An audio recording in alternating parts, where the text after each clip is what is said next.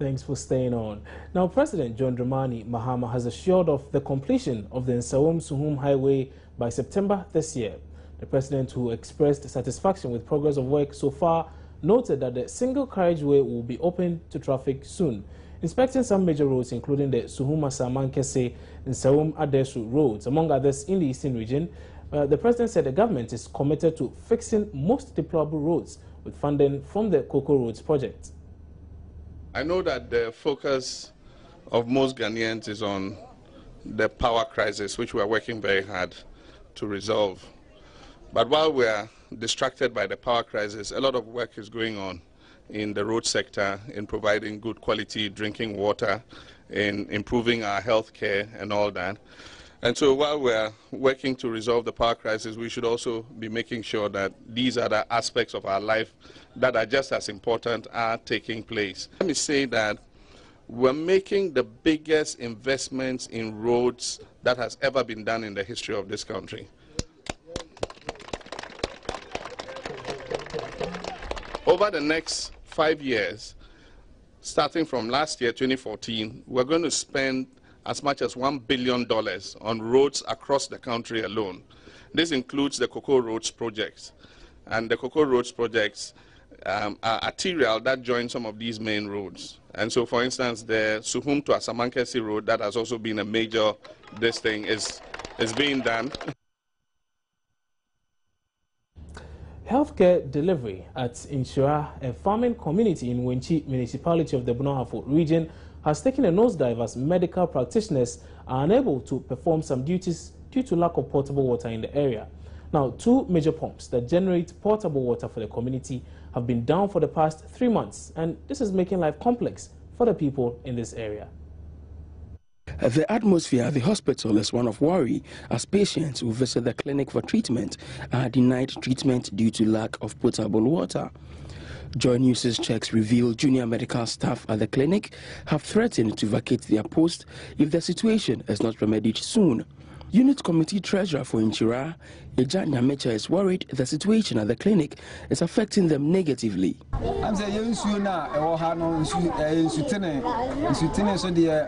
drink from the river in this town and are at a risk of contracting diseases. The clinic can't treat patients because of the lack of potable water in this town.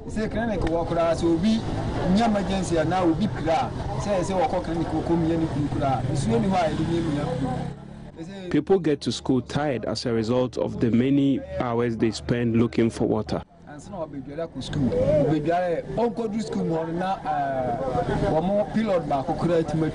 Residents in the area have resorted to drinking untreated water from a river close to the town.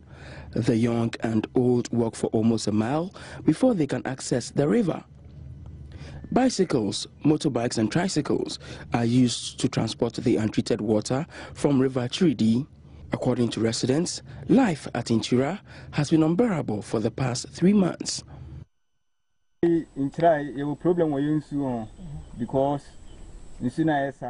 Lack of potable water is a major issue here. We can't drink from the river. We only use it to wash our clothes.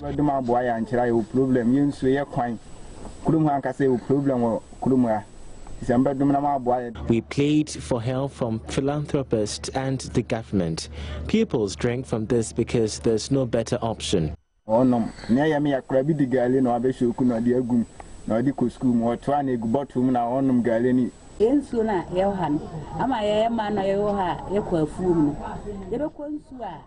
We are not able to take care of our farms because we use all our energies to look for water. That is affecting our standard of living.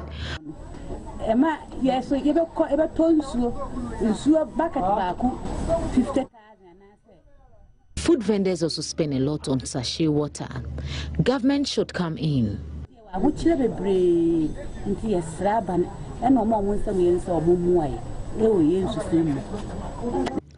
Joy News's checks also reveal it would cost the community 400,000 Ghana cedis to replace the broken down pumps, an amount the community cannot afford.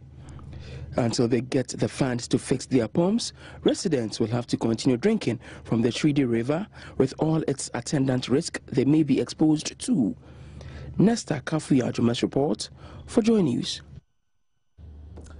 Well, funerals in Ghana usually begin on a solemn note and end with a big festive splash. Now, from the wakekeeping to the Thanksgiving service, there's a lot of food and drinks coupled with the distribution of souvenirs. Now, all these make funerals a costly affair. Now, in the central region, a chief has issued a decree banning what he describes as lavish funerals. Joint News' Francis Apam has been to Apam to find out how people are complying with this decree.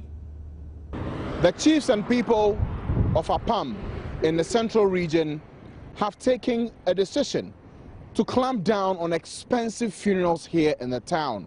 Their focus is simple. It's to redefine and refocus their funds and energies into providing quality education for their kids. Now, this initiative took effect a few weeks ago. The chief of the town is positive that this is the new way to go for this town in the central region. Question is this new law taking effect? Is it being implemented the way we would want to see it? Let's go to town and find out if this is actually happening or not. The coastal town of Apam is the capital of the Gomwa West District in the central region.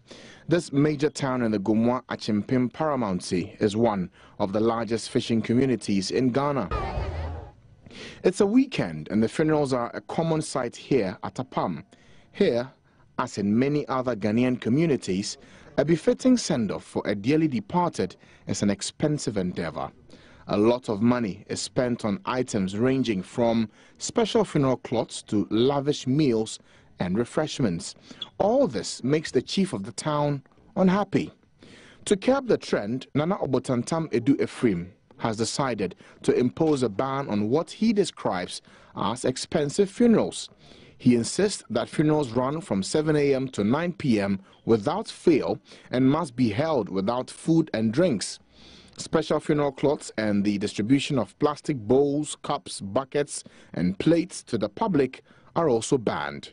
Also, the offspring of the deceased are only required to provide coffins they can afford, depending on how their deceased parents educated them or the properties they inherited. Nana Botantam says he issued these decrees in consultation with all family heads in the town. I called the family heads of the whole community in Apam. All the 19 Anana family heads, the Insona family heads, the Kona family heads, the Abrazi family heads, the Ajunazi family heads, all of them were present at the palace when we discussed and put the laws in its proper perspective. Okay. It's a Sunday afternoon and Nana Botantam Edu Ephraim is moving from one funeral to another, checking if his ban on expensive funerals is being respected. Take away na kada mo shishe we yazin oguru warrior. Insana yes mo tun oguru otu. Wapiro no kwarin baby order onti na ya be. Nana Botantam believes his decree against expensive funerals will help parents to save and spend on educating their children rather than spending lavishly on funerals. The parents spend quite a lot of money on unnecessary expenses on funerals, like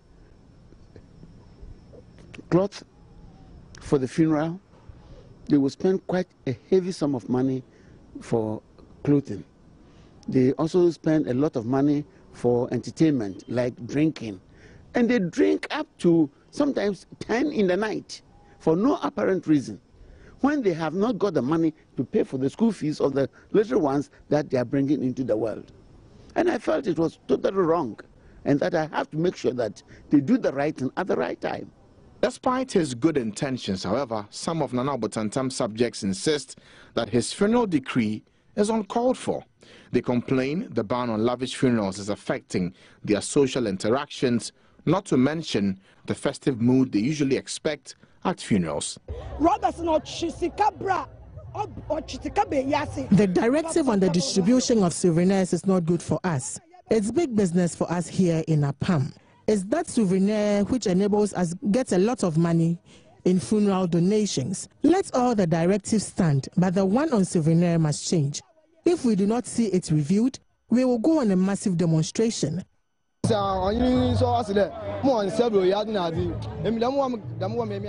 ban doesn't make sense to me. If people have funds to buy what they want, why stop them? Our women in this town make lots of money from selling these plastic cups and buckets. There's no problem now.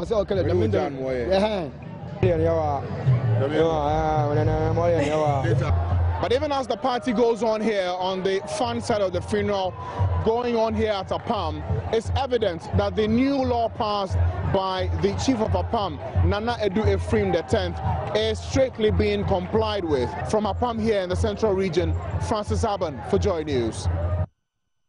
Well, speaking of funerals, a state funeral is being held in honor of the late designer of the country's national flag, Madame Theodosia Okon. Mrs. Theodosia Okon died in April this year at the age of 92. Her family, friends, and loved ones are gathering at the forecourt of the State House to bid their last goodbyes to the departed stateswoman. Hundreds of Ghanaians, especially those in the sports fraternity, are expected to pay their last respects to the late stateswoman who died on April 19, 2015, at the age of 92. Stanley Oko, one of the sons of the late stateswoman, said a Thanksgiving service will be held at Rage Church on Sunday, May 31, after which the family will gather at her residence for the final funeral rites. Madame Oko is also celebrated for her immense contribution to the development of sports in the country.